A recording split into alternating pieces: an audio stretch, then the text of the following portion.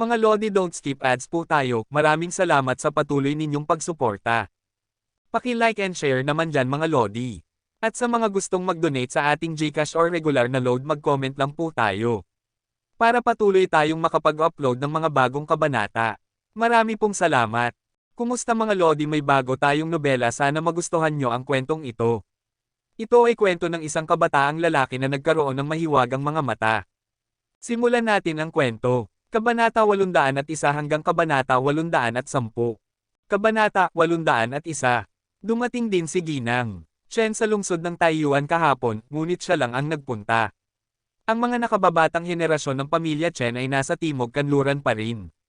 Matapos lamang ang seremonyang ito ng pagbabalik ay maaaring ituring na tunay na naging tanyag ang pangalan ng pamilya Chen sa Taiyuan.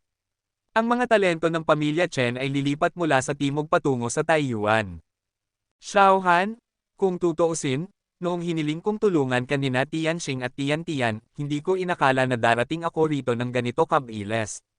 Mas maaga ito ng maraming taon kaysa sa inaasahan ko. Napabuntong hininga si Ginoong Chen habang tinitingnan ang binatang nasa harapan niya. Sa kanyang isip, aabutin ng 1 o 2 taon bago masakop ni Yehan ang Timog. Tungkol naman sa pagpunta sa Hilaga, maaaring mas matagal pa ito. Ngunit, higit lang sa 1 taon ang lumipas at narito na si Han, nagbibigay ng pag-asa para sa muling pagbangon ng pamilya Chen. Nang marinig ito, ngumiti si Yehan at sinabi, "Guro, kung hindi mo ako tinulungan noon, hindi ko alam kung gaano katagal bago ako makarating dito. Sa anumang paraan, napakagaling mo. Hindi ako nagkamali sa naging desisyon ko," sagot ni matandang Ginoo Chen na may ngiti. Kinabukasan, lubusan ng nalinas ang buong ari-arian ng pamilya Chen. Si Inlong ang magbabantay sa lumang bahay ng pamilya, habang sina Zhao Hengtian at Leng Wufei ang nakatalaga sa pagtanggap ng mga bisita. Nakaupo si matandang Ginoo Chen sa pangunahing upuan, habang nakatayo sa tabi niya sina Chen Tianxing at Chen Tian. Si Yehan naman ay mag-isang nakaupo sa isang malaking bulwagan habang hinihintay ang pagdating ng mga imbitadong bisita. Maya-maya, umalangaw-ngaw ang malalim na boses ni Zhao Hengtian mula sa labas. Dumating na ang 3 bayani ng pamilyang Lin mula sa Hilagang China. Pagkatapos nito, 3 lalaking nasa hustong gulang ang pumasok sa malawak na pulang tarangkahan. Pawang nakangiti ang mga ito, at ang isa sa kanila ay nagsabi kay matandang Ginoo Chen. "Matandang Ginoo Chen, ilang taon na rin tayong hindi nagkita. 3 kaming bumabati sa iyong pagbabalik sa Taiyuan." Ang 3 pinuno ng pamilya Lin ay kilalang kilala sa Hilagang China. Sila ay nasa ranggo ng 20 pinakamalalakas sa Northern Sky List. Kapag pinagsama-sama ang 3, mahirap silang mapatamba ng kahit sinong panggit ng antas na supervisor. Sa narinig, tumawa si matandang Ginoo Chen at sinabing, "Maraming salamat sa inyong pag-aalala. Sana ay mabuhay pa ako ng ilang taon." Mangyaring umupo. "Kayo ang unang panauhin ng aking pamilya ngayon." Dumating na si Wang Qi, ang mabilis na espada ng Hilagang China. Narito ang Gunmaster ng Tianjin upang bumati sa matandang Ginoo. Dumating na ang pinuno ng pamilyang Liu ng Hebei. Sa loob ng maikling panahon, nagdatingan ang halos lahat ng kilalang personalidad sa underground world ng Hilagang China. 20 hanggang 30 tao ang dumating. Siyempre, sila ay mga kasapi ng underground world, walang ordinaryong tao na inanyayahan. Sa tagal ng panahon, hindi tiyak kung sino pa ang nakakaalala sa pamilya Chen. Sa pagtingin sa bulwagan na puno ng bisita, masayang tinanggap ni matandang Ginoo Chen ang lahat. Kahit hindi tiyak kung sino ang taos-pusong bumabati, kinakailangang panatilihin ang tamang asal sa pagtanggap sa mga panauhin. Samantala, tahimik na umiinom ng tsaa si Yehan sa isang mesa. Wala siyang kinausap, at wala ring kumausap sa kanya. Maaaring narinig na niya ang ilan sa mga pangalan sa underground world ng Hilagang China, ngunit hindi niya personal na kilala ang mga ito. Gayunpaman, nararamdaman niya ang maraming matang nakatingin sa kanya. Ang pangalan ni Yehan ay kumalat na sa mundo ng underground sa Hilaga at Timog China. Alam ng lahat na pumasok na siya sa Hilagang China, sinakop ang Shaanxi, at winasak ang sangay ng Bimeng Tiangong sa underground. Kung walang ibang mangyayari, ang susunod niyang target ay ang wasakin ang Beiming Lombo at sakupin ang kalahati ng Hilagang China. Kaya't maraming nagmamasid sa kanya. Ang ilan sa mga dumalo ngayon ay nais lamang makita ng personal ang bagong sumisikat na pinuno sa mundo ng underground sa China. Gayunpaman, habang abala ang lahat sa pag-uusap, muling umalangaw-ngaw ang malamig na boses ni Zhao Hengtian mula sa labas. Dumating na sina Beiming Longbo ng Hilagang China, Xu Longxiang ng Hilagang Silangan, at Timo ng Iron Leg Sect. Sa marinig ito, natahimik ang mga tao sa loob ng bulwagan at napatingin sa labas. Ang tatlong ito ay hindi basta-bastang personalidad. Bukod dito, may alitan sila sa karamihan ng mga naruroon. Ang kanilang pagdating ay tiyak na hindi isang magandang pangyayari. Napangiti ng bahagya si matandang Ginoo Chen. Alam niyang hindi magiging payapa ang seremonya ng pagbabalik ng pamilya Chen sa Taiyuan. Kung magiging maayos ang lahat, mas lalo siyang mag-aalinlangan. Ang pagdating ng mga taong ito ay patunay lamang na ang kanyang pamilya ay nagiging makapangyarihan muli. Ngunit hindi siya nag-iisang humarap sa hilaga. Si Yehan, sa kabilang banda, ay nanatiling walang emosyon habang umiinom ng tsaa. Hindi siya mukhang apektado kung sino man ang dumating.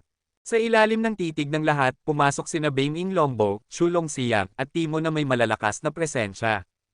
Ang kanilang matinding aura ay tila madilim na ulap na bomb-alot sa buong bulwagan, nagbibigay ng nakakabigat na pakiramdam sa lahat ng naroon. Matandang Ginoo Chen, paano namin palalampasan ang ganitong okasyon?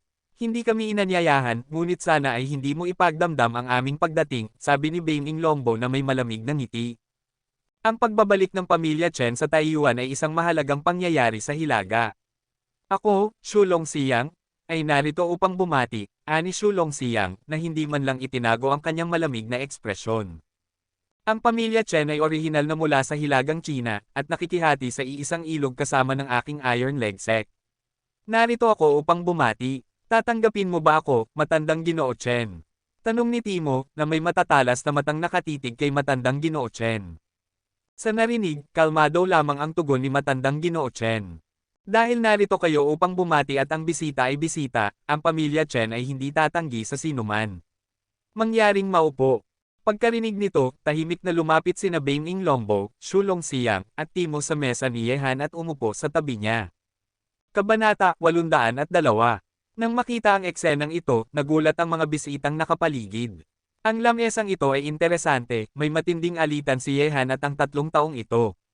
Ngayon, magkasama silang nakaupo sa iisang mesa, kaya malamang na magkakaroon ng mainitang sagutan o labanan. Nang makita ito, bahagyang lumapit sina Chen Tianxing at Chen Tiantian. Kung biglang umatake ang 3 iyon kay Yehan, tiyak na mapanganib ang sitwasyon ni Yehan. Ngunit umiling si matandang Ginoo Chen sa dalawa. Kung gusto talagang umatake ng 3 iyon, ginawa na sana nila agad. Bukod pa rito, may mga nakatagong kakampi pa rin sila, kaya hindi nila hahayaang mapahamak si Yehan. Ako ay hindi isang magandang babae, kaya bakit kayo nakapalibot sa akin? Mas interesado ako sa kabaligtaran kong kasarian. Ang mga may kapansanan, mga lalaking magaspang ang mukha, at mga matatandang nasa hukay na ang isang paa, hindi ko tipo, ani Yehan habang dahan-daang umiinom ng tsaa, tila ba kinakausap ang hangin o ang 3 taong nakaupo sa kanyang harapan. Sa narinig, nagkaroon ng mahihinang halakhak mula sa mga bisita. Kahanga-hanga ang tapang ni Yehan na harapin ang 3 makapangyarihang tao ng may kumpiyansa. Ngunit nang makita nilang dumilim ang mga mukha ng 3 iyon, unti-unting nawala ang kanilang tawa.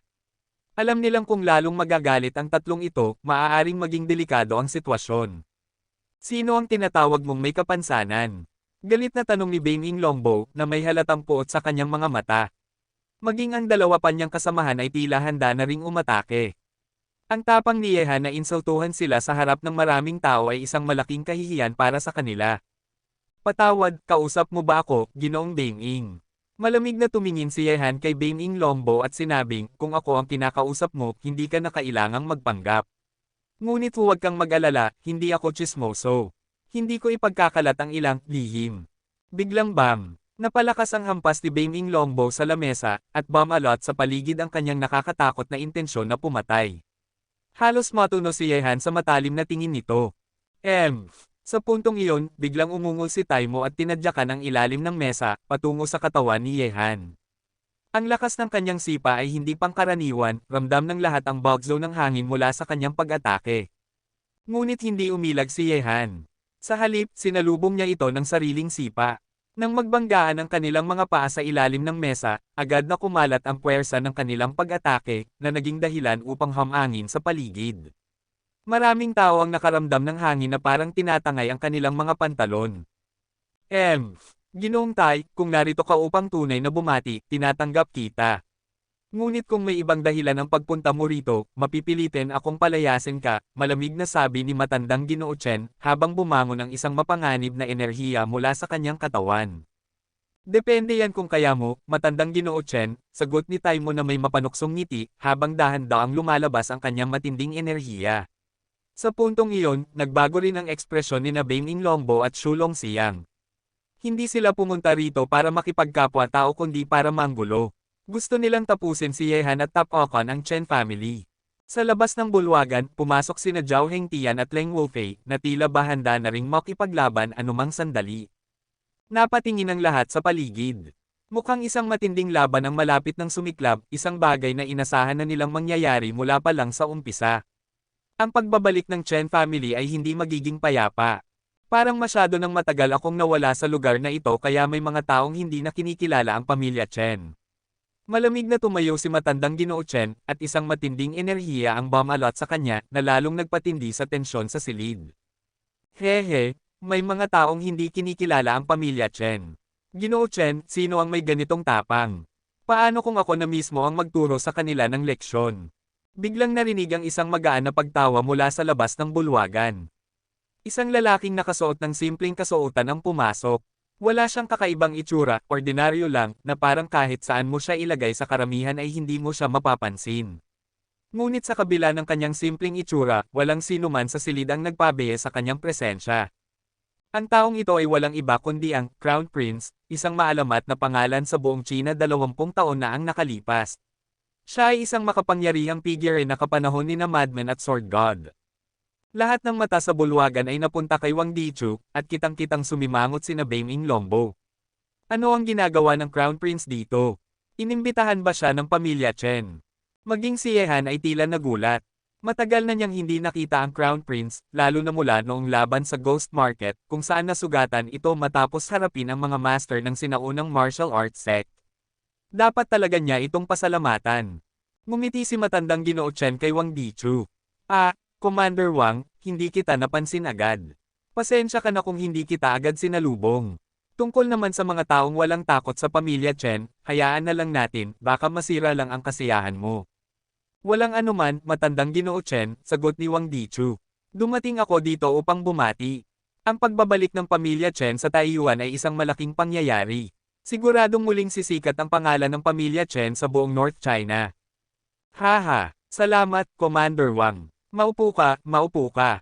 Masayang sagot ni matandang Ginoo Chen. Hindi na, Ginoo Chen. Sa tingin ko, mas bagay ako sa upuang ito. Pagkasabi niya noon, naglakad si Wang Dichu papunta sa mesa ni Yehan at umupo sa tabi niya. Nagningning ang mata ni matandang Ginoo Chen sa nakita. Nagulat ang mga bisita. Ano ang kahulugan ng pag-upo ni Wang Dichu sa mesa ni Yehan? Pwede ba akong makisalo sa charito? Wala namang may reklamo, hindi ba? Tanong ng Crown Prince sa tatlong taong nasa harapan niya, habang nakangiti. Maligayang pagdating, sagot ni Yehan, sabay ngiti. Ngunit sana hindi ka maabala ng tatlong langaw na ito. Nakakainis sila. Ayos lang. Mabuti na lang at langaw lang sila, hindi ipis. Kasi kapag ipis, dinudurog ko agad.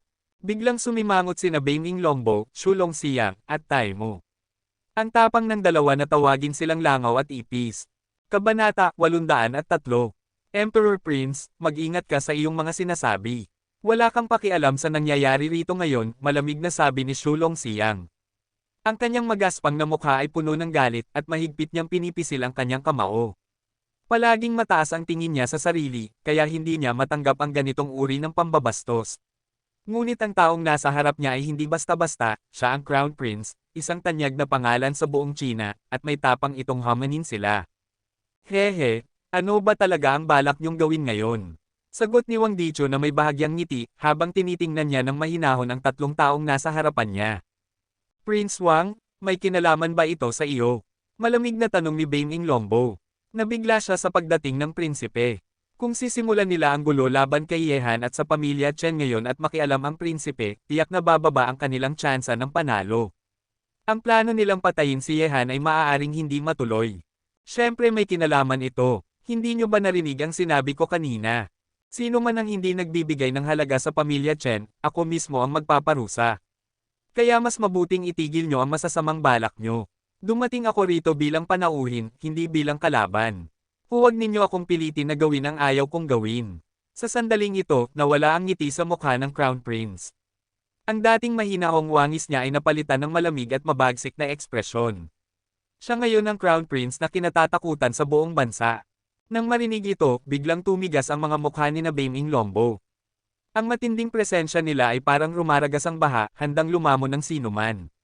Tinitigan nilang mabuti si Wang Dichu.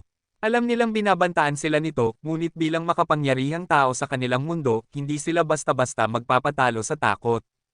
Hehe, Commander Wang, hindi lahat ng tao ay dapat pinakikialaman habang umiinom ng tsaa. Pero kung ipipilit mo, dapat mong siguraduhin na kaya mong panindigan ang iyong sinasabi, sabi ni Bame Inglombo na may mapanuksong ngiti. Sa narinig, unti-unting nawala ang lamig sa mukha ng Crown Prince at napalitan ito ng isang banayad na ngiti. Tama ka, kung hindi mo kaya, ikaw mismo ang nagtutulak sa sarili mong kamatayan. Nagkatinginan ng mga bisita sa loob ng bulwagan. Hindi nila alam kung talagang pinapakalma ni Wang Dicho at Bame Inglombo ang isa't isa o sinasadya nilang pag-alabin ang galit ng bawat isa.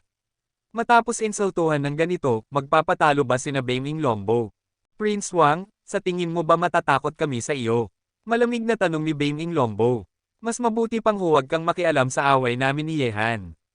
Ito ay isang tunggalian sa ilalim ng mundo, hindi isang laban ng estado. Huwag mong isipin na dahil miyembro ka ng gobyerno ay kikilalanin ka namin bilang awtoridad. Ngumiti lamang ang prinsipe. Nagkakamali ka ng iniisip. Narito ako bilang isang individual, hindi bilang kinatawan ng gobyerno. At tungkol sa kung makikialam ako o hindi, hindi mo ako madidiktahan, Bame Inglombo. Hindi ka karapat-dapat. Hehe, kailan pa naging ganito kayabang ang Crown Prince? Hindi ito ang taong kilala ko. Biglang may marinig silang tinig mula sa labas ng bulwagan. May paparating na naman. Napatingin sina Zhao Hengtian at Leng Wufei sa pasukan. Nagbago ang kanilang mga ekspresyon dahil ang mga taong dumarating ay hindi basta-basta. Wang Fokishan, Chu Xuanji, Nalan Mietian. Pamilya Chen, mula nang makuha ninyo ang inyong lugar sa timog, bakit pa kayo bumalik? Sinusubukan nyo ba ang aking pasensya? Dumating ang tatlong makapangyarihang figure, kasama ang dalawang pangunahing alagad ni Chu Xuanji. Napuno ng kaba ang mga bisita sa bulwagan. Ang tatlong ito ay kilalang kilala sa buong China. Si Wang Fokishan ay tinatawag na matandang Diyos sa mundo ng martial arts. Si Chu Xuanji ay kasing sikat ng Crown Prince 20 taon na ang nakalilipas. At si Nalan Mietian, ang tinaguri ang pinakamatalinong mandirigma sa kanyang henerasyon. Nang makita ito, dahan-dahang tumayo si Yehan. Ang taong ito, si Nalan Mietian, ang siyang tumapak sa kanya noon, pinahiya siya sa buong mundo, at pinilit siyang lumayo sa hilaga ng may matinding kahihiyan. Ngayon, muling nagtagpo ang kanilang landas. Sa kabilang banda, si Nalan Mietian ay nakatingin din kay Yehan, ngunit may halong pagmamataas at panlalamig. Kahit gaano pa kataas ang naabot ni Yehan, hindi siya kailanman ituturing ni Nalan Mietian bilang pantay. Kung nagawa niyang tapakan si Yehan noon, kaya niya itong gawin ulit ngayon. Napatingin sina Bame Inglombo kay Wang Fokishan. Hindi lang pala sila ang gustong pabagsakin si Yehan at ang pamilya Chen, dumating din si Wang Fokishan. Hehe, Wang Dichu? Gusto mo pa bang makialam ngayon? Malamig na tanong ni Bame Inglombo. Ang tapang mong hamakin kaming tatlo, pero kaya mo bang hamakin si Wang Fokishan? Ngunit nanatiling kalmado ang mukha ng Crown Prince. Hindi siya nagulat sa pagdating ng tatlo.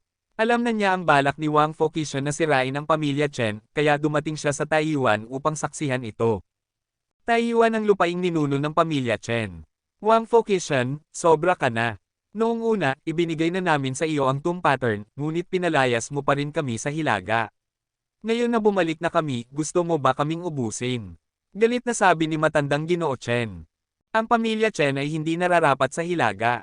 Mas bagay kayo sa timog, sagot ni Wang Fokishan na may malamig na ngiti. Binigyan ko kayo ng pagkakataon noon pero hindi ninyo pinahalagahan.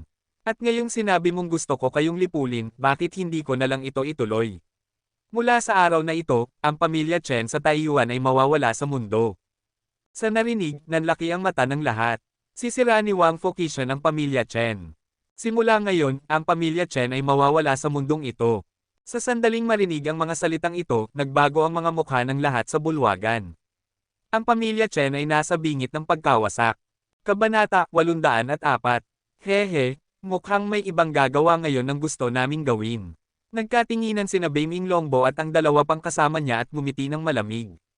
Sa simula, ang pagdating ng prinsipe ay nagdulot ng pag-aalinlangan sa kanila, ngunit ngayon, isang mas makapangyarihang kalaban ang lumitaw. Dito, nais ni Wang Fokishan na wasakin ang pamilya Chen. Sino ang makakapigil sa kanya? Wala. Wang Fokishan, paano mo nagagawang gawin ito? Nanginginig sa galit si matandang Ginoo Chen sa mga salitang iyon. Sisirain ang kanyang pamilya. Masyado nang lumampas sa limitasyon si Wang Fokishan. Wala ba talaga siyang takot na bumalik sila sa hilaga? Wawasakin ko ang pamilya mo, bakit hindi ko magagawa? Walang emosyon sa mukha ni Wang Fokishan habang naglakad siya na nakapamulsa. Nakita ito ng mga bisita at agad silang tumayo at umatras. Para sa isang makapangyarihang tulad niya, mas mabuting lumayo sila dahil baka madamay sila ng hindi nila namamalayan. Sa sandaling ito, nagkatinginan sina Yehan at Wang Dichu, sabay lumapit sa tabi ni matandang Ginoo Chen. Lumapit din ang dalawa pang lalaki. Ang mga bisitang nakapaligid ay agad na umatras sa kanto ng bulwagan, pinapanood ang nangyayari na may matinding interes. Bago sila dumating sa bahay ng pamilya Chen, inasahan na nilang magiging magulo ang seremonya ng pagbabalik, ngunit hindi nila inakalang lilito pa ang isang malakas na tao tulad ni Wang Fokishan. Ngunit hindi umurong sina Baming Longbo at ang kanyang mga kasama.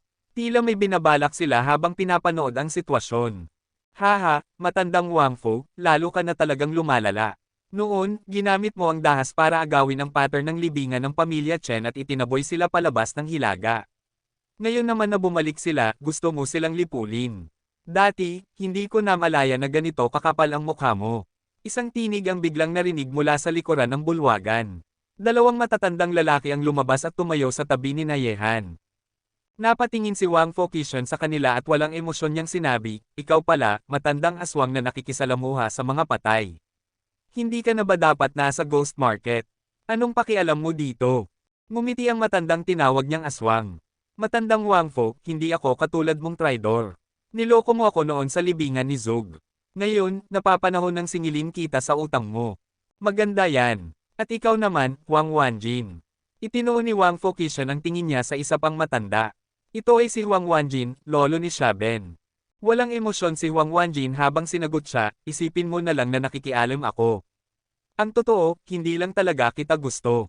Napakaganda. Lumibot ang tingin ni Wang Fokishan sa paligid, at biglang bumalot sa buong lugar ang kanyang nakakatakot na presensya. Kung meron pang ibang may ayaw sa akin, lumantad na kayo ngayon. Tahimik ang lahat. Sino ba naman ang maglalakas loob na kontrahin siya maliban sa grupo ni Yehan? Siyempre, matandang Wang Fo. Kung hindi ka nalang nagpaiwan sa Yanjing, kundi pumunta ka pa rito para manggulo, hindi ko mapigil ang gustuhin kang sampilan ng ilang beses. Isang lalaki ang dahan-daang pumasok sa bulwagan, ang baliw. Baliw. Nagulat ang lahat. Hindi lang si Wang Fokishan at ang kanyang mga alagad ang dumating, kundi pati na rin ang baliw. Pero bakit ganito ang nangyayari? Napatingin ang lahat kay Yehan. Maaari kayang inihanda na niya ang lahat ng ito, at hinihintay lamang niyang lumitaw ang mga gustong manggulo. Kung ganoon nga, napakagaling niyang magplano. Alam kong darating ka. Walang emosyon si Wang Fokishan. Pero mabuti na lang, hindi ang nakababata kong kapatid na si Xiao Qingshan ang dumating. Jake Wanren, akala mo ba kaya mong pigilan ako? Mahihirapan ka. Noong nakaraan sa Shanghai City, hindi tayo nagkaroon ng pagkakataong maglaban. Ngayon, tamang-tama. Ngumiti ang baliw, puno ng matinding sigla sa pakikipaglaban. Noon pa niya gustong subukan ang kakayahan ni Wang Fokishan. Tama ang panahon, sagot ni Wang Fokishan. Matandang Baming, may gusto ka bang sabihin? Lumapit sina Baming Longbo, Taimo, at Shulong Siyang sa tabi ni Wang Fokishan. Bagaman magkalaban sina Shulong Siyang at Nalen Mietian, mas nais pa rin niyang makipagtulungan sa kanila para mapatay si Yehan. Hindi ako tatutol. Nandito na tayo, kaya maghanda na sa isang madugong labanan. Tumanggaw si Wang Fokishan. Maliban kay Jake Wanren at sa anak niya, pumili kayo ng kalaban. Basta't kaya niyong talunin. Matandang Ginoo Chen, tayo ang maglalaban ngayon. Tumawa si Baming Longbo. Zhao Hengtian, ikaw ang katapat ko. Tumitig si Shulong Siyang kay Zhao Hengtian. Huang Wanjin, matagal na kitang gustong labanan. Ngumiti si Taimo. Wang Dichu, hindi na kailangan ng paliwanag. Matagal na tayong may laban, ngayon natin tatapusin. Tinitigan siya ni Chu Xuanji. Samantala, sa labas ng lumang bahay ng pamilya Chen, may dalawang figurang papalapit. Kung naroon si Yehan, agad niyang makikilala ang isa sa kanila, si Jiu Kungji, ang bantog na ninuno ng mga magnanakaw ng libingan mula sa Ghost Market. Kasama niya ang isang lalaking nakasuot ng itim na trench coat at may itim na maskara, kaya't hindi makikita ang kanyang mukha. Master, ang lumang bahay ng pamilya Chen ay nasa harapan na natin. Ayon sa impormasyon ko, maraming malalakas na mandirigma ang nasa loob ngayon. Ngayon ang tamang oras para tapusin ang walang hiya na si Yehan. Nakatayo ang lalaking may suot na itim na trench coat sa harapan, habang ang kanyang alagad ay nakayuko sa likuran niya, nagbubulong ng may paggalang. Kabanata 805. Bagamat si Jiu Kungji ay isang pawn lamang, siya rin ay isa sa 4 na pangunahing master ng lungsod ng multo. Gayunpaman, ang lipunang ito ay napakasambahin sa lalaking ito, at tinatawag pa nito itong master. Kung makikita ng mga taong kilala sa kanya, magugulat sila, sino ang lalaking ito sa Windbreaker. Anong uri ng katayuan? Iyon ang dahilan kung bakit ganoon si Jiu Kungji. Para sa lakas, pinutol ko ang pag-ibig at pag-ibig, pumatay ako sa aking ina at aking kapatid na lalaki, nakaranas ng sakit ng pagkasunog ng aking katawan, pagpapalit ng dugo at paghuhukay ng aking buto, at tinanggap ko ang buong 99 at 81 araw bago ako magkaroon ng lakas na mayroon ako ngayon. Yehan, alam mo, sa loob ng 99 at 81 araw na iyon, naisip kita ng hindi bababa sa 1,000,000 na beses, at ikaw ang dahilan kung bakit ako nakaligtas sa sakuna, at ngayon, ang araw mo ng sakuna ay dumating. Ang boses ng lalaking naka-black windbreaker ay parang yelo na hindi natutunaw sa libu-libong taon, puno ng nakakadurog na lamig. Ang mga pares ng maitim na mata sa ilalim ng itim na maskara ay nakatitig sa lambak sa harap, at ang hangin ay nagyelo sa pamamagitan ng umiikot na pagkamatay. Sa susunod na sandali, ang lalaking naka-windbreaker ay lumakad na laban sa hangin, tulad ng paglalakad sa patag na lupa, ang kanyang lakas ay talagang nakakatakot. Si Jiu Kungji ay sumunod sa likod ng lalaking naka-black windbreaker, at tumakbo din patungo sa lambak sa harap. Sa oras na ito, sa lobby ng matandang bahay ng pamilya Chen, halos nakahanap ng kanilang mga kalaban ang mga tao mula sa magkabilang panig. Pinili ni Chu Xuanji ang korona. Kilala na sila sa mundo noong 20 taon na ang nakalilipas, ngunit hindi sila kailanman nanalo ng tunay na panalo. Tila walang tao dito ang interesado sa akin, Mr. Ghost. Ngumisi si Mr. Gui. Lahat ng tao dito ay nakahanap ng kanilang mga kalaban, ngunit walang tumungo sa kanya. Mahinang sinabi ni Yehan, Master Gui, manatili ka lamang sa gilid. Kung may pagkakataon, huwag magpatawad sa mga dapat patayin. Narinig ang mga ito, kumurap ang mga eskinita ng mga tao sa paligid, at ang matandang multo ay nagtago sa tabi. Kung ang isa sa mga dalawang eksperto na ito, sa panig ni Wang Fokishan, ay nagpakita ng kanilang mga pagkakamali, tiyak na makakahanap ng pagkakataon ang Ghostmaster na patayin sila sa isang suntok. Depende sa kung sino ang magiging napakaswerte. Haha, gusto ko ang iyong mapanghimagsik na pagkatao. Ngumisi si Master Gui, at ang kanyang malamig na mga mata ay tumingin kay Beiming Longbo at iba pa, na para bang pinipili niya ang target na papatayin. Nawawalang aso, sa tingin ko dapat mong isipin kung mabubuhay ka ngayon. Sa sandaling ito, ang mapanghimagsik na mga mata ni Nolan Mietian ay nakatitig kay Yehan, at isang uri ng nakakatakot na aura ang bumubuhos mula sa kanyang katawan. Napagtanto niya na ang langgam na sinipa niya noong una, hindi niya hahayaan ang kabilang panig na magkaroon ng pagkakataong tumayo. Narinig ang mga salitang ito, ang mga mata ng mga tao sa paligid ay tumingin kay Nolan Mietian at Yehan isa-isa. Pinilit si Mietian na yumuko, at nag-alis ng kahihiyan sa hilaga, na wala ang lahat ng pagkatahimikan. Ngayon, maaaring magkaroon ng pangalawang labanan ang dalawang tao dito, ngunit sa oras na ito, ano ang magiging wakas sa pagitan ng dalawa? Patuloy ni Nolan Mietian na itapak si Yehan sa ilalim ng kanyang paa. O ang kahihiyan ni Yehan.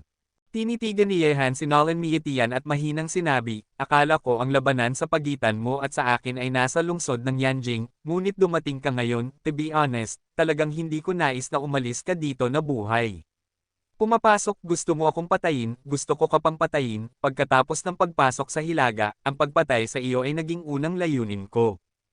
Ha, patayin mo ako. Hindi ko inaasahan na ang nawawalang aso ay naging napakalakas. Okay, hayaan mo akong makita kung gaano kakalakas ngayon sa pamamagitan ng kahihiyan.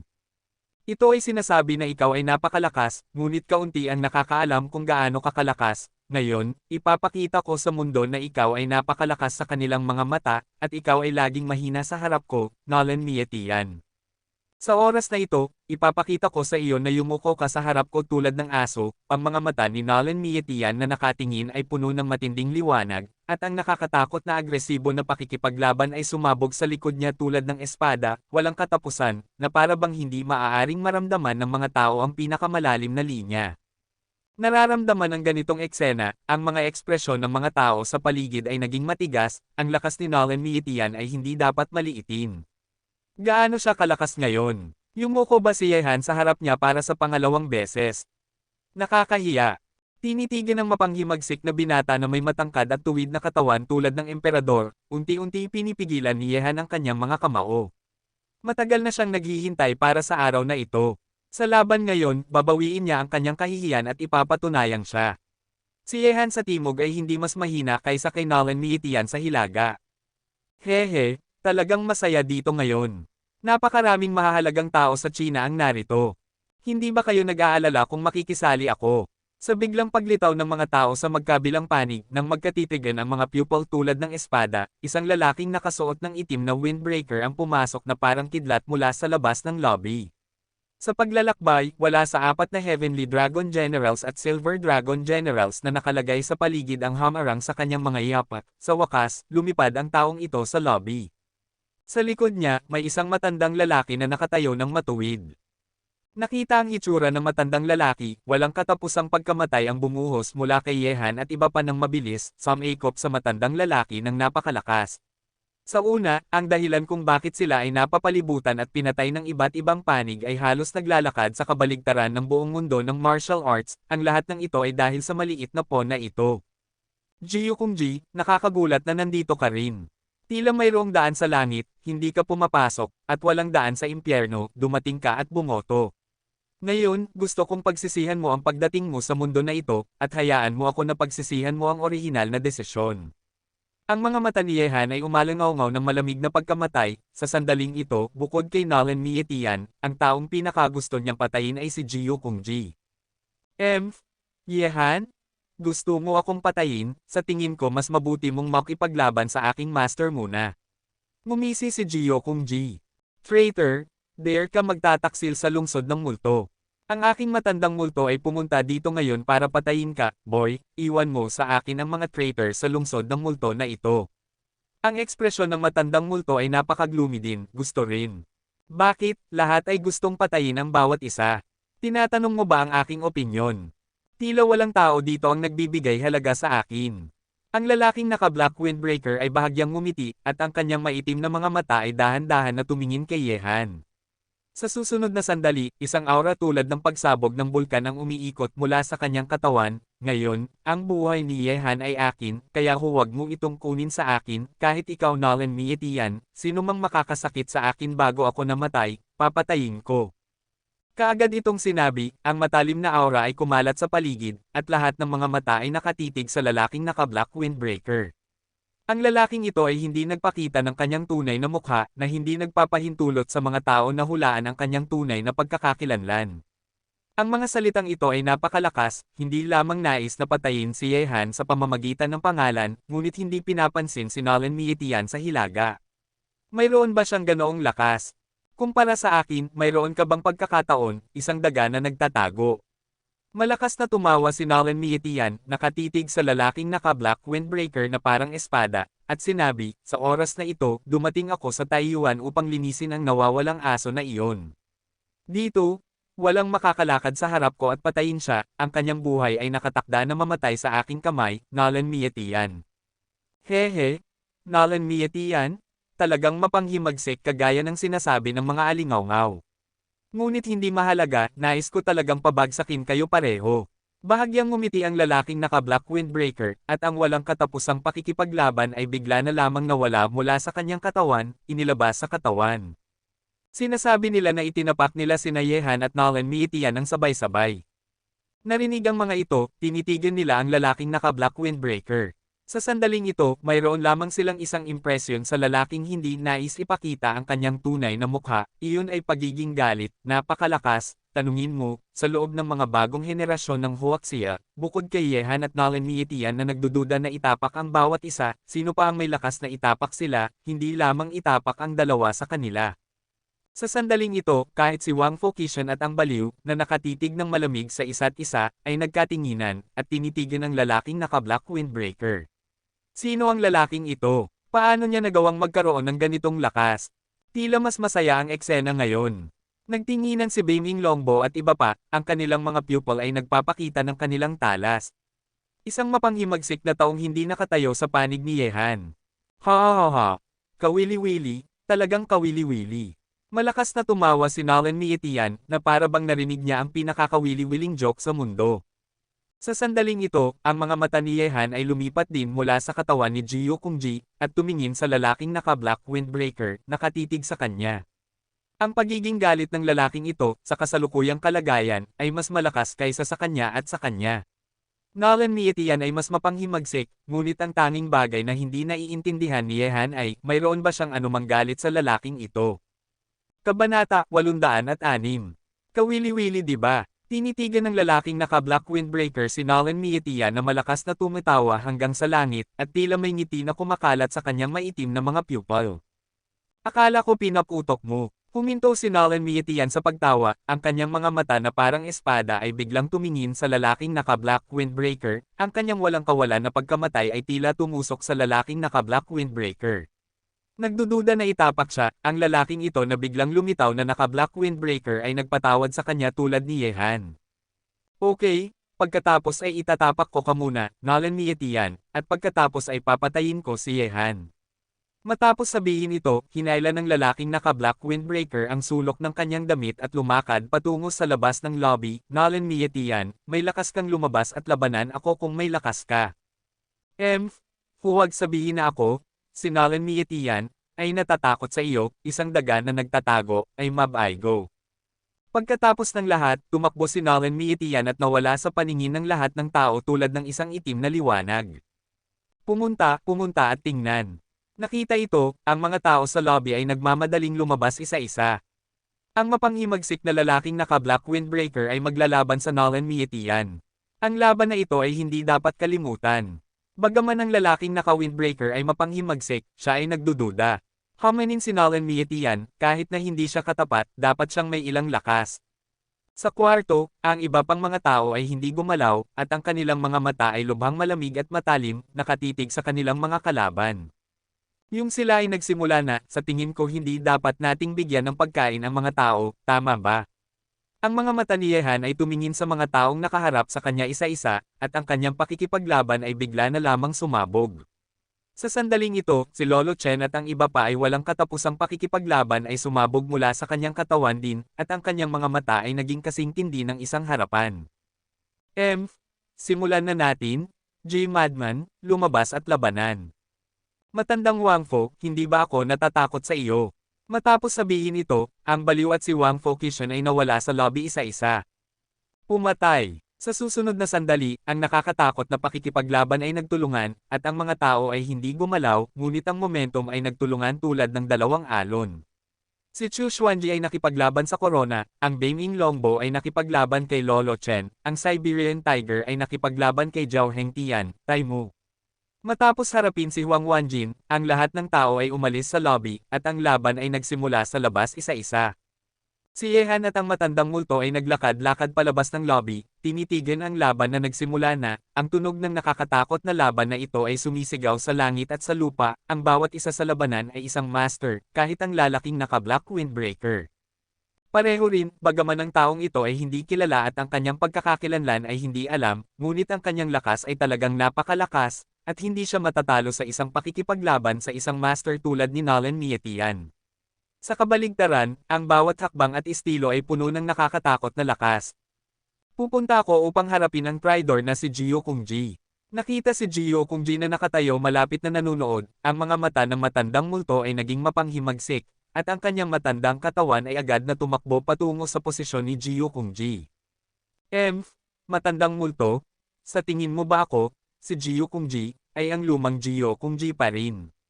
Paano ko magagawa ang paglabas dito ng walang lakas para protektahan ang sarili ko? Nakita ang matandang multo na papatay sa kanya, walang takot ang mga mata ni Jiyo Kung Ji. Marahil ay natatakot siya sa matandang multo noon, ngunit ngayon ang kanyang lakas ay iba na sa nakaraan.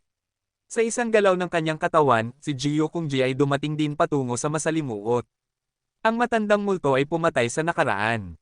Hindi pa gumalaw si Yehan, ang kanyang mga mata ay tumingin sa mga taong ito na nakikipaglaban isa-isa. Ngayon na ang matandang multo ay nakahanap ng kalaban, pagkatapos ay siya ang masamang tao na sinubukan na sumalakay, kahit na wala ng kailangan na makipag-usap ng moralidad sa mga tao na ito.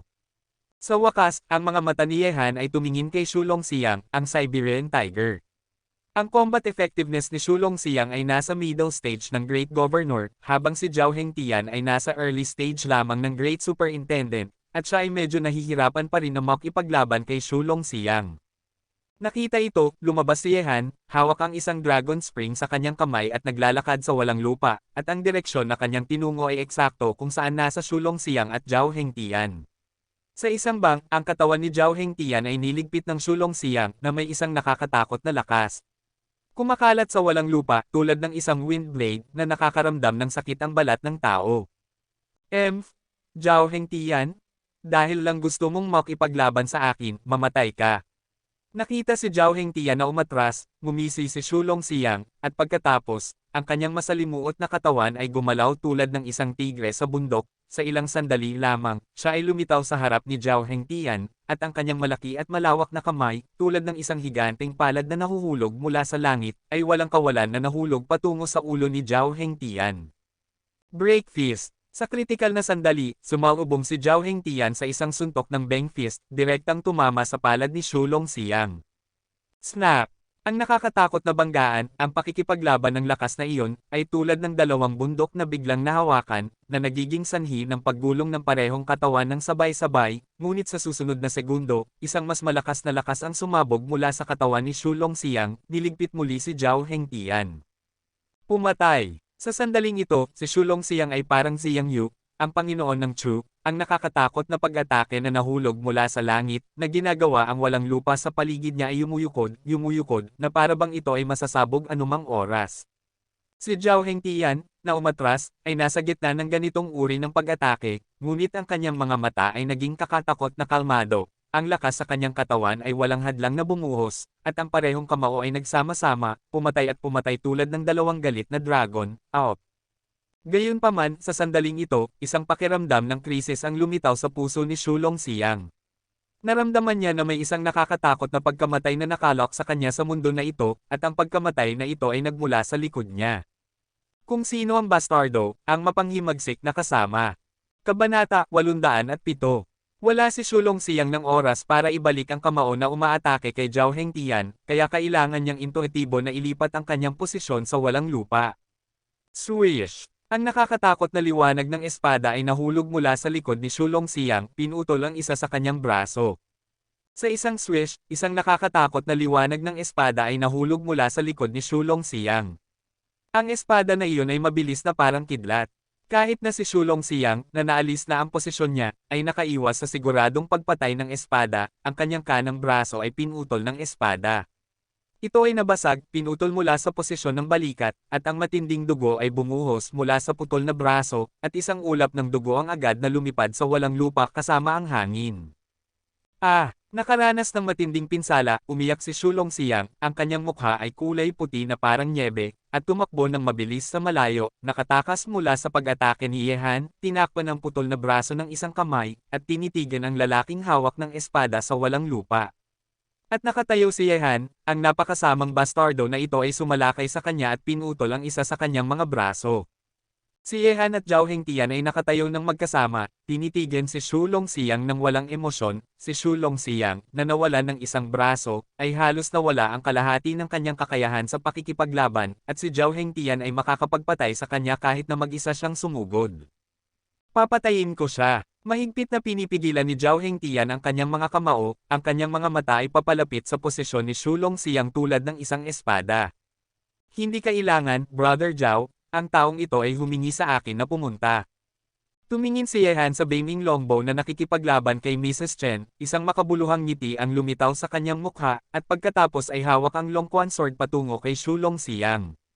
Naglakad-lakad sa lokasyon, ang Siberian Tiger na ito ay medyo malakas, sa ilalim ng ilang Panginoon sa hilagang underground world, maaari itong ituring na pinakamataas na master, mas malakas kaysa sa Northwest Wolf, si Baining Longbow lamang ang makakasagupa sa kanya. Siyempre, hindi pa alam ni Yehan kung mayroon si Nolan Miitian ngayon ng ganoong lakas. Kung sino ang maliit na bastardo, sumalakay ka sa akin. Tinitigan ni Shu Longxiang ng masama si Yehan, may isang burst ng hostility ang sumabog sa kanyang mga mata, ngumiti si Yehan, Shu Longxiang, maaari mo lamang sisihin ang iyong sarili dahil sa katangahan. Sinabi ko na kanina, basta't may pagkakataon, pumutok at patayin, at ikaw ay tinutukan ng akin, maaari mo lamang sisihin ang iyong sarili dahil sa napakaswerte. Maliit na bastardo, gusto ko ang iyong buhay. Umawit si Shu Longxiang, at masamang sinipa sa walang lupa. Ang lakas na iyon ay ginawa ng buong walang lupa sa paligid niya ay yumuyukod. Sa ngayon, si Shu Longxiang ay napakalakas kahit na may putol na braso. Sa susunod na sandali, tumalon si Shu Longxiang ng mataas. Pagkatapos, ang natitirang kaliwang braso ay naging isang kamao tulad ng isang tuwid na sibat na sumugod sa katawan ni Yehan. Nakita ito, isang hint ng pagmamalaki ang lumitaw sa mga mata ni Yehan na ngumisi. Kung si Shu Longxiang ay nasa kanyang pinakamahusay, maaari siyang makipaglaban ng mabilis sa kanya, ngunit ngayon siya ay isang tigre na walang ngipin na maaari lamang gawin ang gusto niya. Ang Butchers. Sa Longquan Sword, ang espada energy ay sumayaw ng mabilis, yumangal ang braso ni Yehan, at ang Longquan Sword ay sumabog tulad ng isang takot na ibon. Ang kamao ni Shu Longxiang ay mabilis na pumutok sa Longquan Sword ni Yehan, ngunit ang resulta na ito ay walang anumang epekto, ngunit ginawa ang sarili niyang braso ay manhid, at halos nawala ang kanyang kamalayan. Tila ayaw mo na rin ng natitirang braso, okay, gagawin ko ito para sa iyo. Matapos sabihin ito, sumulong si Yehan, na tila isang hakbang lamang, ngunit ito ay hindi tumagal ng ilang sandali. Lumitaw sa itaas ng ulo ni Shu Longxiang tulad ng isang teleportation sa walang lupa. Laugh! Ang malamig na liwanag ng espada ay naglabas ng isang hindi maipaliwanag na matalim na aura, at bigla na lamang nahulog. Sa sandaling ito, natutunan lang ni Shu Longxiang, at pagkatapos ay nakita niya ang nakakatakot na espada na ito ay bumagsak. Ang eksenang ito ay ginawa ng kanyang mga mata ay kumislap ay hitsura ng malalim na takot dahil hindi niya kayang pigilan ang espada. Ang liwanag ng espada ay bumagsak, sa oras na ito, ang kaliwang braso ni Shu Longxiang ay pinutol din ni Yehan, ang masakit na sigaw ay umalangaw-ngaw sa buong mundo, ang parehong mga braso ay pinutol ni Yehan, ang uri ng sakit na ito ay hindi karaniwan ang mga tao ay makakaya. Sa sandaling ito, ang lahat ng nakakakita ng eksenang ito ay sabay-sabay na yumuyukod. Ang pamamaraan ni Yehan ay napakalakas. Sa dalawang putol na braso, si Shu Longxiang pa rin ba ang Siberian Tiger na nakakatakot sa hilaga? Shu Longxiang, nagkamali ka ng desisyon, kaya ngayon ang lugar na ito ay magiging panganib mo. Tinitigan ni Yehan ng walang emosyon, at muli siyang pumatay kay Shu Longxiang. Nakita ito, isang takot na hitsura ang lumitaw sa mga mata ni Shu Longxiang na masama. Siya ay nagmamadaling umatras sa walang lupa, at sa wakas ay tumakbo patungo sa malayo ng walang lakas ng loob. Saan ka pupunta? Sigaw ni Zhao Hengtian, at siya ay sumunod na parang kidlat, at ang kanyang nakakatakot na suntok ay direktang nahulog sa likod ni Shu Longxiang.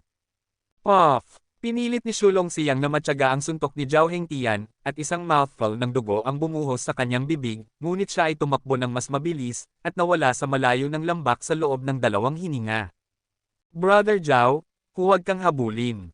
Dumating si Yehan kay Zhao Hengtian, tinitigan si Shu Longxiang na tumatakbo patungo sa labas ng lambak, may isang malabong ngiti sa kanyang nakatingin na mga mata, narinig ang salita ni Yehan bagaman naguguluhan si Zhao Hengtian, hindi siya nagtanong ng anumang mga katanungan.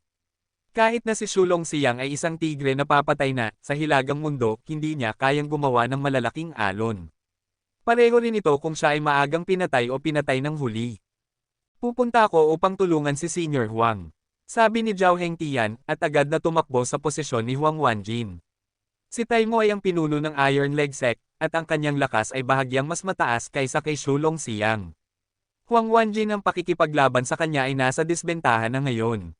Alas, hindi magagamit si Shu Longxiang, at ang makapangyarihang Panginoon ng Hilagang Silangan ay natapos na may 2 putol na braso. Ang mga tao sa paligid ay sabay-sabay na umiyak, kaya kung ano ang Panginoon, kung hindi siya maingat, ang kanyang wakas ay magiging pareho rin ang mga pawns ay parehong malungkot. Kung hindi dumating si Shulong Siyang sa lambak na ito ngayon, marahil ay maaari pa siyang makipaglaban kay Yehan sa Hilaga, ngunit ngayon, ang panahon na kanyang pag-aari sa Hilagang Silangan ay lumipas na. Maaaring maisip na kung mabubuhay si Yehan sa hadlang na ito ngayon, siya ay makakasama sa hinaharap. Pagpapabot sa Hilagang Silangan, ito ay magiging napakalaki. Gayunpaman, tulad ng pagiging emosyonal ng mga tao sa paligid, isang mahinang pagtutugtog ng tunog ang dumating mula sa walang lupa. Ang may-ari ng boses na ito ay pamilyar sa lahat dahil siya ay nagmula kay Nolan Mietian. Kabanata 808. Napansin din ni Yehan ang eksenang ito. Tinitigan niya ang mga posisyon ni Nolan Mietian at ng lalaking naka-windbreaker. Sa sandaling ito, si Nolan Mietian ay talagang binaon ng lalaking naka-windbreaker. Isang kulay dugo ang damaloy mula sa sulok ng kanyang bibig. Nakaranas ng pinsala sa pamamagitan nito, ang kanyang mapanghimagsik na mga mata ay kumislap ng insanong pagkamatay, tinitigan ang lalaking naka-windbreaker sa kabilang bahagi niya, ang kanyang ekspresyon ay malamig na tulad ng yelo. Nakita ito, nagkagat si Yehan ng labi, mukhang nagtataka, hindi gaya ni Nolan Mietian ang lalaking naka-windbreaker. Bigla na lamang umalis ang tingin ni Yehan, at tumingin sa lalaking naka-windbreaker. Bagaman ang lalaking ito ay mahina at hindi maayos, ang sitwasyon ay medyo mas mabuti kaysa kay Nolan Mietian. Ayon dito, siya ay medyo mas malakas pa kaysa kay Nolan Mietian. Hindi nakakagulat na siya ay napakalakas at mapanghimagsik. Siyempre si Nolan Mietian ay nasugatan. Maaari ba talagang ang misteryosong lalaking naka-windbreaker ay napakalakas na kahit si Nolan Mietian ay hindi na siya katapat? Ang mga tao sa paligid ay nakagulat at tinitigan ang eksenang ito nang hindi naniniwala. Ha. Nolan Mietian, hindi ba masarap ang pakiramdam ng nasugatan? Gayunpaman, ito ay simula lamang. Sinabi ko na itatapak kita at si Yehan, at ikaw ang una. Tinitigan ng nasugatan na si Nolan Mietian, ang lalaking naka-windbreaker ay binuksan ang kanyang mga kamay at malakas na tumawa, ang kanyang tawa ay masama at masama, para sa kanyang lakas, pumatay siya sa kanyang ina at kapatid, at pinutol ang lahat ng alalahanin. Kinuha mo lang ito. Ang hininga ng pagkagalit ay inilabas sa paligid niya, at mayroong isang sakit na pakiramdam ng pananalig sa mga mata sa ilalim ng itim na maskara. Sa sandaling ito, siya ay parang isang emperador sa dilim, namumuno sa mundo. Nakita ang eksenang ito, ang mga tao sa paligid ay natakot. Si Nolan Mietian ay nasugatan ng taong ito tulad niyan. Maaari ba na si Nolan Mietian ay pinagkaitan ng kalaban? Hindi nila ito maiisip. Sino ang misteryosong lalaking naka-windbreaker na biglang lumitaw? Batay sa kanyang boses, ang taong ito ay siguradong masyadong bata, ngunit ang kanyang lakas ay nakakatakot at nakakahiya. Sa sandaling ito, ang labanan sa paligid ay tumigil sa isang matapat na pag-unawa. Lahat ng tao ay tinitigan ang misteryosong lalaking naka-windbreaker. Ngayon, ang mga tao sa paligid niya ay talagang tinitigan siya. Si Nolan Mietian ay masugitan, na sapat na upang ipakita kung gaano siya kalakas. Tinitigan ni Wang Fokishan ng walang emosyon, at tinitigan ang misteryosong lalaking naka-windbreaker ng kalmado, na hindi tinutukoy kung ano ang iniisip niya. Matandang Wang Fo, nararamdaman mo ba na may isa pang henyo sa mundo na hindi masahol sa iyong mamahaling apprentice? Bahagyang ngumiti si Jake Wangren, at ang kanyang mga mata ay tinitigan din ang misteryosong lalaking naka-windbreaker. Narinig ang mga ito, tahimik si Wang Fokishan. Sa oras na ito, ang misteryosong lalaking naka-windbreaker na nakatingin sa langit at malakas na tumatawa ay tumawa, at tinitigan si Nolan Mietian sa kanyang mga maitim na pupil, at malamig na sinabi. Nolan Mietian, sinasabi ng mundo na ikaw ay isang bihira na henyo, ikaw ang iyong talento ay samobra sa Sword God at Madman 20 taon na ang nakalilipas, ngunit sa sandaling ito, sa aking pananaw, ikaw ay hindi masyadong ganoon. Mula ngayon, ang pamagat ng iyong unang henyo ay aking pag-aari. Siyempre, kailangan mong patuloy na pumatay kay Yehan upang maging karapat-dapat sa pangalan. Kung sino ka, narinig ang mga salita ng misteryosong lalaking naka-windbreaker, si Nolan Mietian, na hindi kailanman nakaranas ng ganoong pagkatalo bago, ay naramdaman na may isang hindi matatanggal na apoy na sumisindi sa kanyang puso, at ang kahirapan sa kanyang mga mata ay tila gumawa ng kanyang mga mata ay nakakatakot mula sa impyerno. Kailangan mong patayin ako, ngunit may kakayahang patayin mo ba ako? Bahagyang tumawa ng walang respeto ang misteryosong windbreaker, at itinapak si Nolan Mietian. Sa sandaling ito, ang kanyang mga mata ay mapanghimagsik, mas mapanghimagsik pa kaysa kay Nolan Mietian. Dito, hindi siya natatakot na ang sino man dito ay atakehin siya, kahit na may malalakas na tao tulad ni Wang Fo, Kishan at Madman dito, siya ay nagdududa na itapak si Nolan Mietian at patayin si Yehan. Ang lakas na ito ay maaaring ituring na numero 1 sa mga master ng bagong henerasyon. Mula sa katawan ni Nolan Mietian, ang mga alon ng malakas na kapangyarihan ay patuloy na inilalabas, at ang hindi maaaring ipaliwanag na mga mata ay puno ng pagkagalit at hindi sumusuko na mapanghimagsik. Sa mundo na ito, ang tanging paniniwala ni Nolan Mietian ay walang makakapagtapak sa kanyang mga paa. Iwanan niya, siya ang tanging tauhan ng panahon na ito, at ang lahat ng iba ay maaari lamang maging pangunahing tauhan niya, kaya hindi niya pahihintulutan ang sinuman na itapak siya. Tila masasaktan ka lamang kung ganon-ganon ka nang sumuko. Ang misteryosong lalaking naka-windbreaker ay nakaramdam ng mapanghimagsik na pagiging mapanghimagsik ni Nolan Mietian, siya ay mahina na humingi, at sa susunod na sandali, siya ay hinugasan ang kanyang mga braso. Sa isang pag-akyat, isang malakas at kakaibang lakas ang inilabas mula sa kanyang katawan. Ang lakas na ito ay ibang-iba sa karaniwang tunay na enerhiya, at ito ay nagbibigay ng pakiramdam sa mga tao na ito ay mas mataas pa sa tunay na enerhiya, na nagliliwanag sa lupa tulad ng isang mainit na araw sa itaas. Iyon ay ang lakas na ginagawa ng mga tao ay nagnanais na sumuko at mag-alay. Ang lakas ng siyam na araw. Sa biglaang pagkakataon, naramdaman ang lakas na inilabas mula sa misteryosong lalaking naka-windbreaker. Ang mga ekspresyon ni Wang Fo, Kishan at ng baliw ay nakagulat, at isang hitsura ng pagkagulat ang lumitaw sa kanilang mga mata. Ang lalaking naka-windbreaker na ito ay talagang may lakas ng siyam na araw sa kanyang katawan. Maaari ba na siya ay nagmula sa lugar na iyon? Isipin ito, mayroong isang malakas at matalim na hitsura sa kanilang mga mata. Paano madaling mabuhay ang mga tao sa lugar na iyon?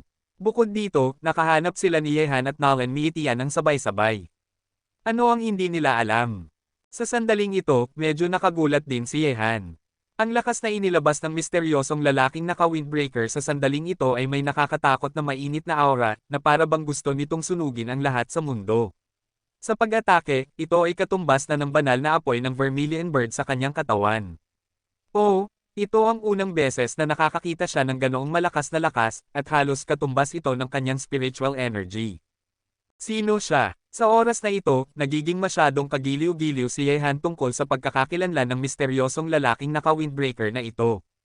Mayroon siyang napakalakas na kakayahan sa pakikipaglaban at mayroong napakalakas na lakas, ngunit ayaw niyang ipakita ang kanyang tunay na mukha. Maaari ba na mayroon siyang ilang madilim na lihim? Matandang Wang Fo, dapat itigil ang laban na ito. Ang bagay ay lampas sa aming kontrol. Tinitigan ng misteryosong lalaking naka-windbreaker, minsan sinong sinabi ng baliw. Narinig ang sinabi ng baliw, hindi sumagot si Wang Fo Kishan, ngunit ang kanyang mga mata ay nagbabantay. Nakadekorasyon ng isang misteryosong windbreaker na tao, hindi alam ng mga tao kung ano ang iniisip niya. Pumatay. Sa isang malakas na sigaw, si Nolan Mietian ay mabilis na tumakbo patungo sa misteryosong lalaking naka-windbreaker. Sa sandaling ito, ang lahat ng lakas sa kanyang katawan ay inilabas, at siya ay mas asama na parang isang ligaw na hayop.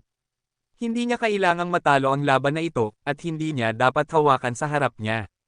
Kung sakaling itapak siya ng taong ito, hindi dapat siyang katulad ni Yehan na nabigo sa harap niya noon, at walang dapat na mantsa sa kanyang katawan. Oo, sapat na ito. Nararamdaman na ang momentum sa katawan ni Nolan Mietian ay naging mas malakas kaysa dati. Ang maitim na mga pupil ng misteryosong lalaking naka-windbreaker ay kumikislap ng mga galit, at ang masamang lakas at lakas ng yang power bumuhos, lahat ay pinagsama-sama sa kanyang mga kamay.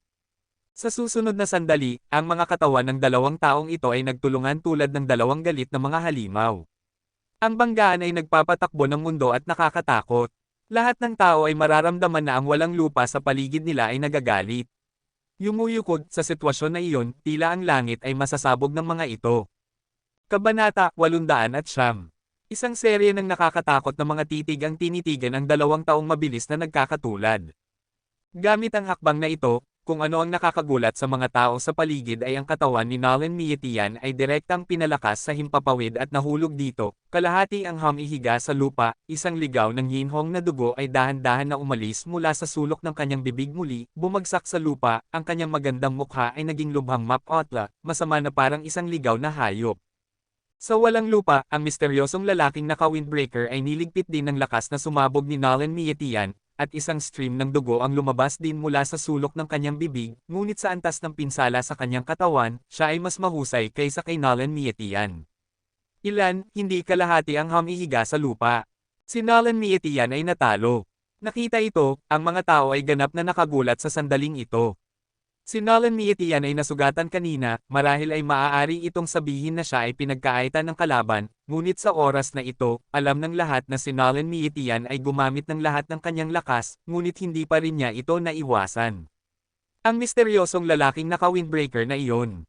Nakita ang pagkatalo ni Nolan Mietian, sa sandaling ito, ang paligid ay nakagulat, at ang nakakapigil na kapaligiran sa hangin ay ginawa ng lahat ng tao na tahimik. Ang kanilang mga mata ay nakatitig sa misteryosong lalaking naka-windbreaker at Nolan Mietian, sa paligid, walang tunog. Kung sakaling ang pinakamahusay na henyo ng China ay natalo ng isang hindi kilalang tao, malamang na pagkatapos ng pagkalat ng balita na ito, ang buong lupain ng China ay matatakot. Sa wakas, ang apat na salita na Nolan Mietian ay kumakatawan sa tuktok ng mga batang henyo ng China, ngunit ngayon, siya ay natalo. Tulad ng sinasabi, kung mas mataas kang tumayo, mas masakit ang iyong pagbagsak. Si Nolan Mietian ay tumayo ng mas mataas sa huwaksiya. Ang pagkatalo ngayon, ang sensation at kahihinatnan. Lahat ng tao ay umiling. Gayunpaman, simula ngayon, ang huwaksiya ay may isa pang henyo. Bagaman wala pang nakakaalam ng kanyang pangalan o pagkakakilanlan, mayroon pa ring araw na ito ay ilalabas. Bukod dito, ang taong ito ay gustong pabagsakin sina Nolan Mietian at Ye Han, hindi ba ito para lamang gawin ang kanyang pangalan ay kilala sa China? Mietian, umalis tayo, bumalik tayo sa Yanjing. Nakita ang hindi pagsang-ayon at galit sa mukha ng kanyang pinakamalakas na disciple sa sandaling ito, mahinang sinabi ni Wang Fokishan, at ang boses ay dahan-dahan na kumalat. Master, ang mukha ni Nolan Mietian ay nagpakita ng pagkagalit. Lumakad. Paano siya makakalipad? Kung umalis siya ng ganoon, ang mga salitang Nolan Mietian ay makikilala sa pamamagitan ng kahihiyan, at ang kanyang pamagat bilang unang henyo sa China ay kinuha din. Kaloob ng Diyos, sumigaw si Wang Fokishan, at pagkatapos, hawak niya si Nolan Mietian, na mukhang hindi pabor, at tumakas patungo sa labas ng lambak, sinundan ni Chu Xuanji. Sa oras na ito, isang kakaibang nilalang ang lumitaw, at kailangan ni Wang Fokishan na i-treat ito ng maingat. Ang pagkakaiba-iba ay ginawa ng kanyang ideya ng pagkawasak ng pamilya Chen ay wala. Kung ito ay patuloy, sa pagkakaroon ng pagkakaiba-iba na ito, hindi alam ng sinuman kung ano ang mangyayari sa susunod. Kailanman na siya ay nagpapakita ng mga tao mula sa lugar na iyon, ang mga kahihinatnan ay Wang Fuchi ang Diyos ay hindi makakayanan. Nakita na umalis na si Wang Fokishan, paano pa makakatagal pa si Beng Inglongbo at iba pa. Dito sila para gambling ang sitwasyon. Kung may pagkakataon, gusto pa nilang patayin si Ye Han, ngunit sa tabi ni Ye Han ay nandito na.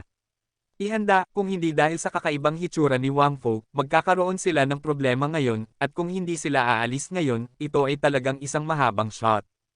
Ye Han? Ang iyong buhay ay nakaimbak sa iyong balikat muna, at darating ako upang kunin ito sa susunod na pagkakataon.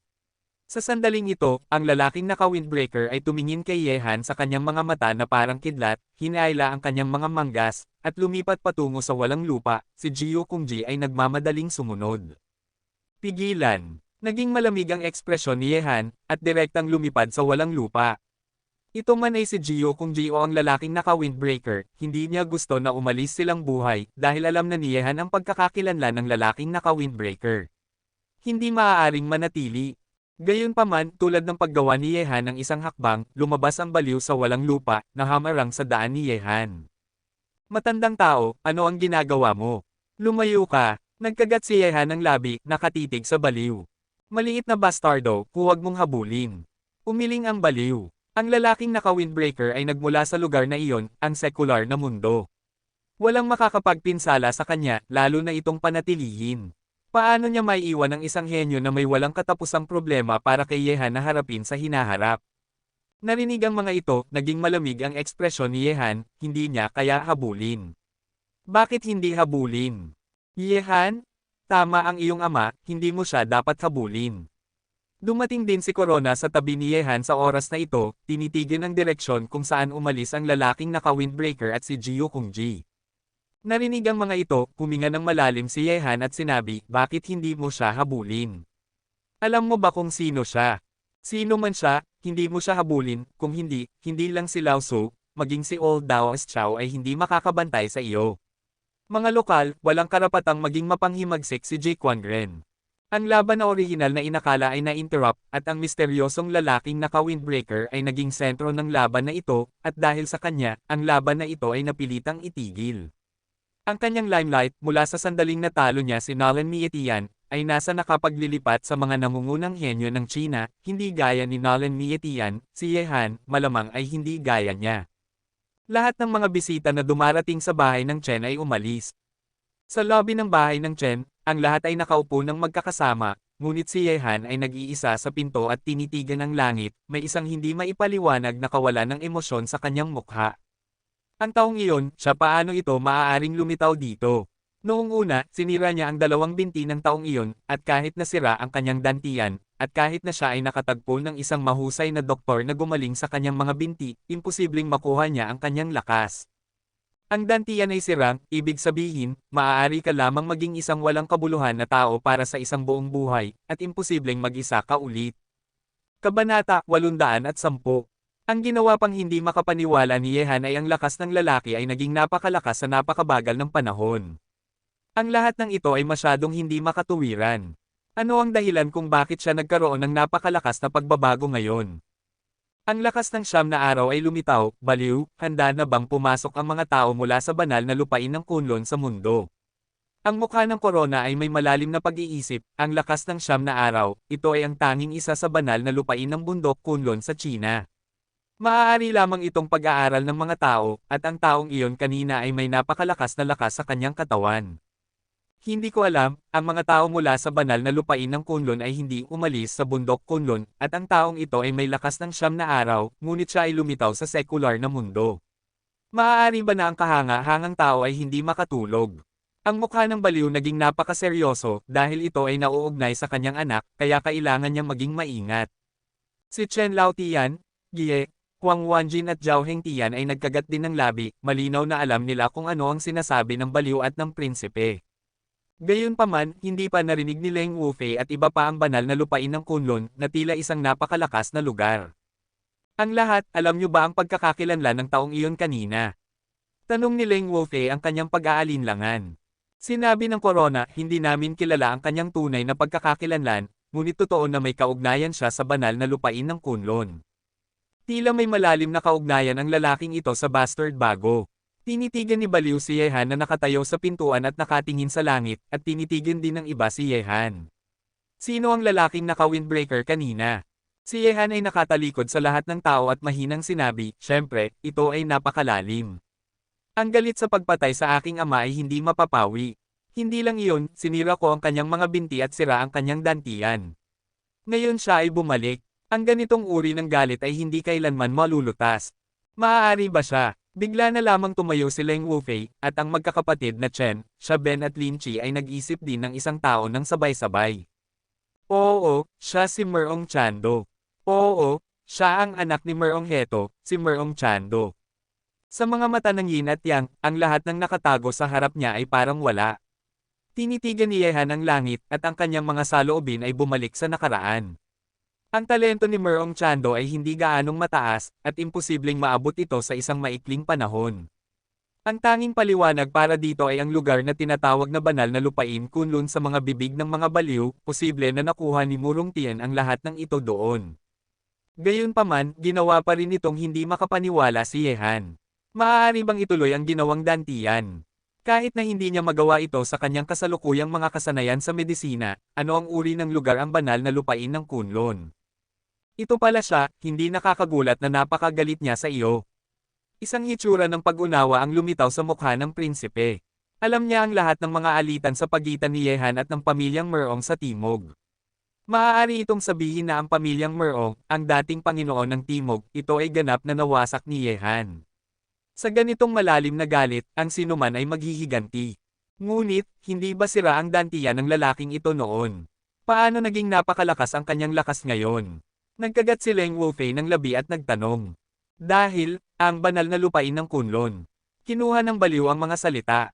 Ano ang uri ng lugar ang banal na lupain ng Kunlun? Mayroon ba talagang napakalakas na tao sa mundo na maaaring ibalik ang dantian ng isang tao at maging isang super expert sa isang maikling panahon? Nagtatanong si Leng Wolfei na nagtataka. Sinabi ng Corwan, marahil ay hindi ito posible sa ibang lugar, ngunit posible ito sa banal na lupain ng Kunlun. Ito ay isang lugar na ninanais ng mga tao. Kasabay nito, ito ay isang bilangguan at isang shackle. Ito ay ninanais at nakakatakot.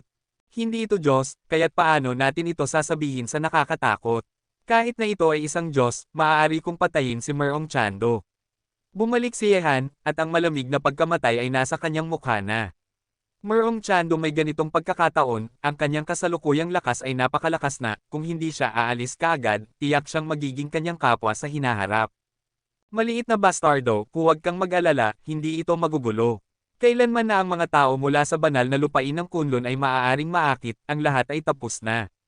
Kahit na ang aming pamilyang G ay gumamit ng lahat ng kapangyarihan ng buong pamilya, hindi namin kayang protektahan ka. Ang baliw sumigaw at pinayuhan si Yehan. Tama, Yehan, kailangan itong mahandle ng maingat ang bagay na ito. Ang pinuno ay may ilang koneksyon sa banal na lupain ng Kunlun. Pagkatapos ng pagbabalik sa Yanjing sa oras na ito, IR report ko ang bagay na ito sa pinuno at hihilingin sa kanya na pumunta sa banal na lupain ng Kunlun. Ang pinakamahusay kung ang sama ng loob na ito ay magtatapos dito. Iwasan ito, hindi nagpatuloy si Corona sa pagsasalita, ngunit alam ng lahat kung ano ang sasabihin niya. Sa madaling salita, ang mga taong nakakaalam ng banal na lupain ng Kunlun ay natatakot sa lugar na ito. God of Military. Bahagyang ngumisi si Yehan.